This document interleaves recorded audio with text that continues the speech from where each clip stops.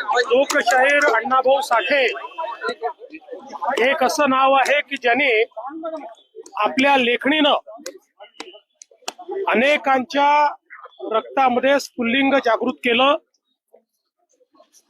जगातल्या अनेक देशांमध्ये ज्यांचं साहित्य वाचलं जातं, प्रकाशित केलं जातं।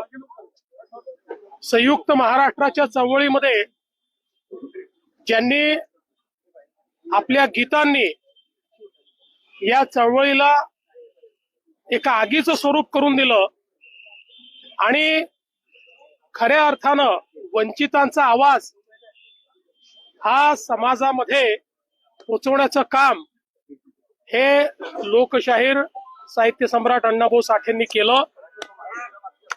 पृथ्वी शेषनागाच्या डोक्यावर नाही तर ते कामगाराच्या तळहातावर आहे, अशा प्रकारचा संदेश देणारे लोकशाहीर अण्णाभाऊ साठे होते।